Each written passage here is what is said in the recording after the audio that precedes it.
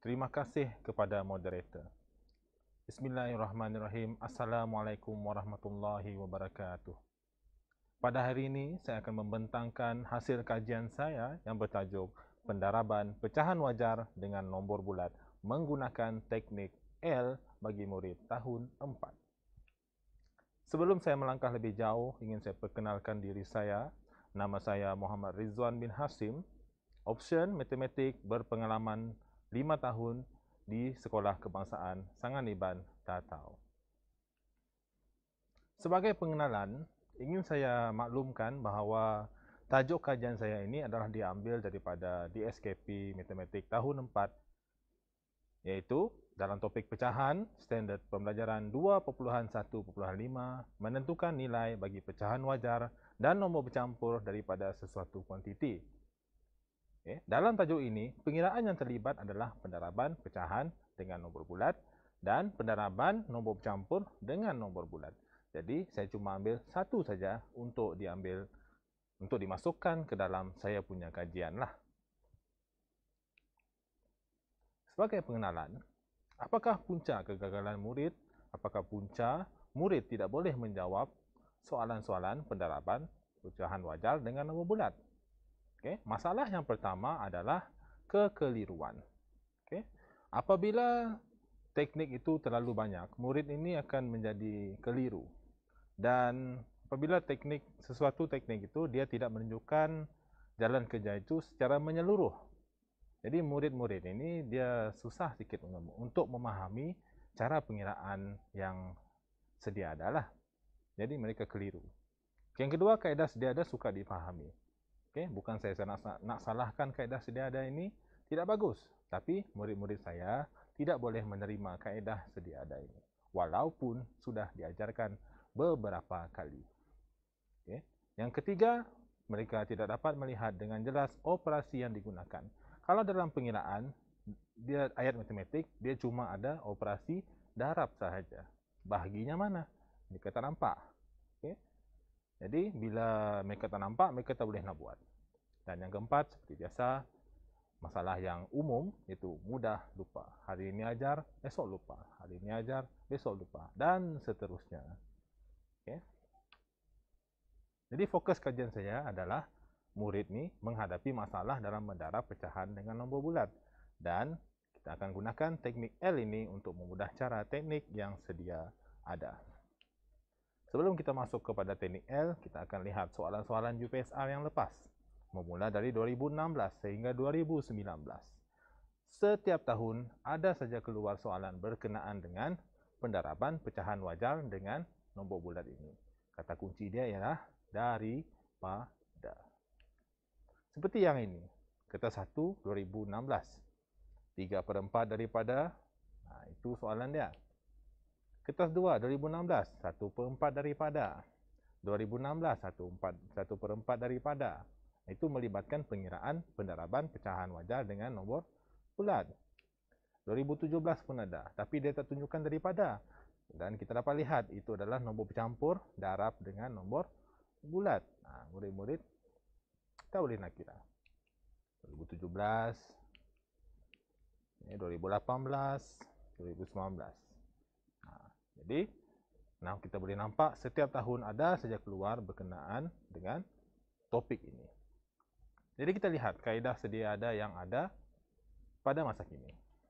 Ini yang pertama, kaedah mansuh. Kaedah mansuh ini ialah kaedah yang menggunakan bahagi. Mansuh itu maksudnya bahagi. Tapi apabila saya tunjukkan kepada murid-murid saya, mereka tak boleh nak tengok. Mereka akan tanya, apa tu cikgu? Kenapa dia potong cikgu? Walaupun saya dah beritahu, kita potong tu sebab kita bahagi. Macam hari ini, kita beritahu, besok kita akan ajar lagi. Okey, ingat tak apa yang kita belajar kemarin? Tak ingat cikgu. Ayo. Jadi, kaedah ini, mereka sukar untuk terimalah. Kaedah yang kedua, dia menggunakan darab dahulu, kemudian baru bahagi. Didarab, kemudian baru dia bahagi. Saya tak galakkan murid-murid saya ini untuk mendarab dahulu. Kenapa? Apabila mereka mendarab, nombor akan menjadi lebih besar. Apabila nombor semakin besar, kesilapan akan lebih mudah berlaku. Okay. Jadi darab dulu, jawapan dia 175 besar kan. Jadi bila nombor itu besar, mereka akan bahagi. Waktu bahagi tu yang akan berlaku kesilapan. Okay. Jadi saya kurang bersetuju lah dengan kaedah yang ini. Okay. Isu dia, kita lihat isu yang pertama, miskonsepsi. Kita tengok, diberikan soalan, murid hanya tulis ayat matematik saja. Bersih, suci, murni. Tak tulis apa-apa pun. Sebab apa? Mereka tak pasti nak guna kaedah yang mana satu. Okay. Dan yang kedua, mungkin mereka sudah lupa. Biasalah tu kan.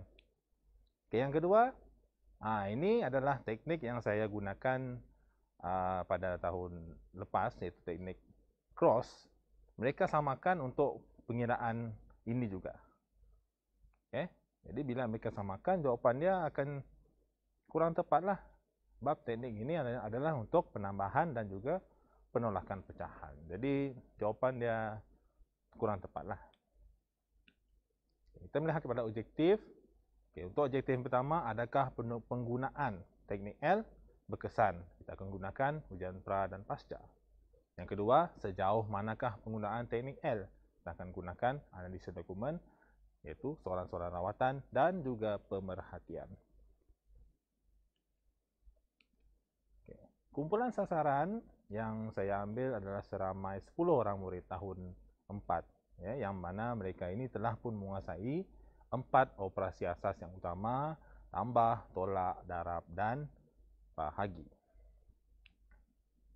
Jadi kita berkenalan dengan teknik L ni. Apa tu teknik L? Okay. Kalau dilihat pada nama saja, kita dah tahu teknik ini menggunakan huruf L. Okay. Kaedah ini saya ambil daripada kaedah yang sedia ada. Okay. Cuma saya ubah dia menjadi bentuk huruf L. Macam mana? Kita tengok.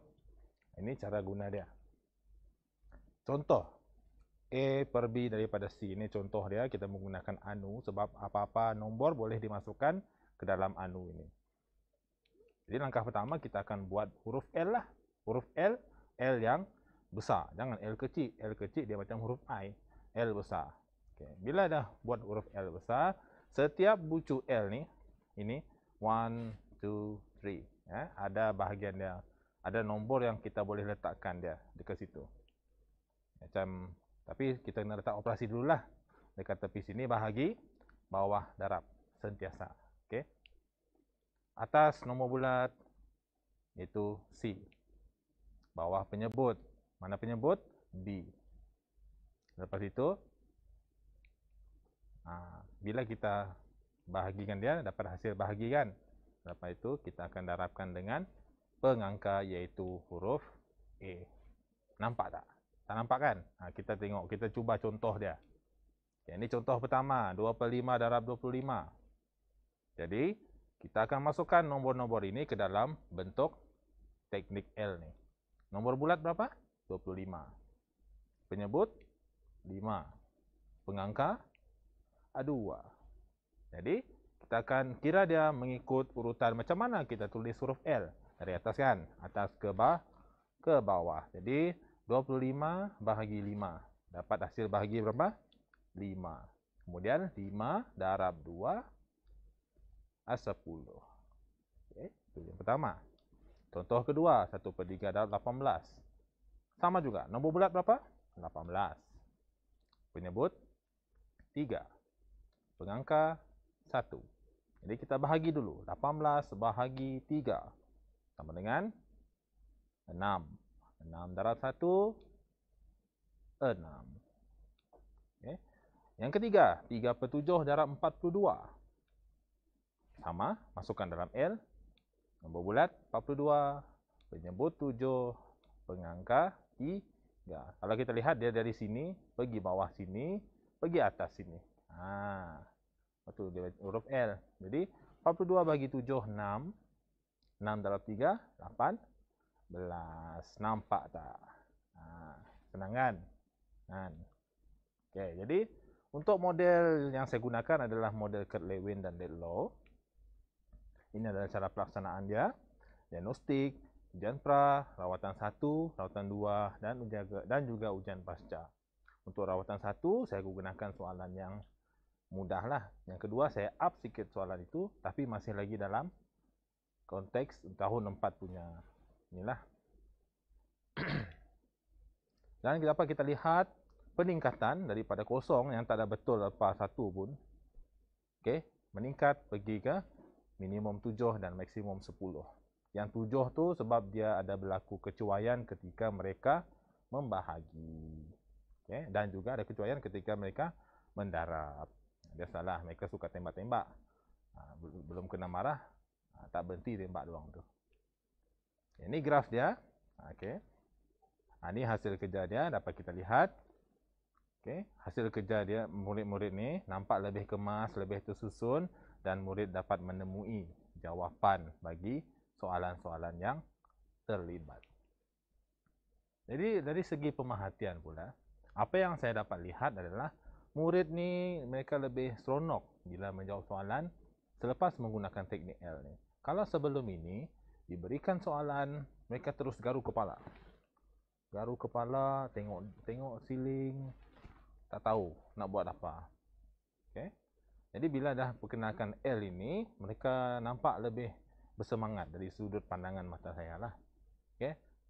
Mereka lebih bersemangat walaupun kadang-kadang jawapan yang mereka bagi itu salah. Kurang-kurangnya murid-murid ini nampak semangat untuk cuba menjawab soalan-soalan yang diberikan. Okay? Bila mereka dah seronok, mereka akan rasa lebih yakin. Okay? Lebih yakin untuk memberikan jawapan. Walaupun salah, kita boleh betulkan. Okay, dan yang ketiga, murid mudah ingat. Sebab apa? Huruf L ini adalah huruf-huruf yang mereka sudah lama ingat. Jadi, bila keluar soalan berkenaan dengan topik ini, terus kita akan gunakan L. Cuma kena ingatlah apa yang benda yang perlu kita letakkan dalam L itu. Dan yang keempat, kita dapat tambah baik kemahiran operasi asas. Sebab apa? Dalam darab ada tambah, dalam bahagi ada tolak. Jadi semua operasi itu terlibat. Ya, terlibat. Jadi bila banyak latih tubi yang dibuat, mereka akan lebih mahir operasi-operasi asas itu. Sebagai refleksi untuk diri sendiri, saya rasa banggalah dapat melihat peningkatan murid. Ya, dapat melihat peningkatan murid, dapat melihat mereka ni mau belajar, dan juga saya dapat memperbaiki diri sendiri dalam proses PDP lah. Jadi apa-apa kekurangan, apa-apa tu saya dapat perbaiki dari masa ke semasa. Untuk murid, mereka rasa lebih seronok lah, lebih seronok dan mencabar dan lebih bersemangat jawab soalan. Dan dari segi amalan PDP, kita dapat memperbagaikan mengikut tahap murid dan supaya kita ni jadi lebih berinovatif. Sebagai kesimpulan, penggunaan teknik L ini dapat meningkatkan kemahiran pendaraban pecahan dengan nombor bulat bagi murid-murid tahun 4. Sebagai cadangan untuk kajian yang seterusnya, saya akan luaskan teknik L ini dalam pengiraan peratus dan juga penukaran unit. Sebab apa? Peratus dengan pecahan ini dia macam adik-beradik. Selepas pecahan datang peratus. Peratus pun dia gunakan macam tu juga. Jadi saya boleh luaskan kepada peratus. Untuk penukaran unit sama juga. Seperti 1/2 kg itu sama juga kan, kita darab dengan 1000 kan. 1/2 darab 1000. Nombor pecahan wajar darab nombor bulat. Kita boleh gunakan untuk tukar unit lah. Dan kita gunakan teknik L untuk murid lemah. Sebab apa? Saya cakap teknik L ini dia dapat meningkatkan kemahiran operasi asas. Sebab darab kawan tambah, bahagi dengan tolak. Mereka boleh latih kemahiran asas tu jadi lebih baik daripada yang sebelumnya. Okey, jadi saya rasa itu sajalah dari segi saya punya pembentangan. Saya serah kembali kepada moderator.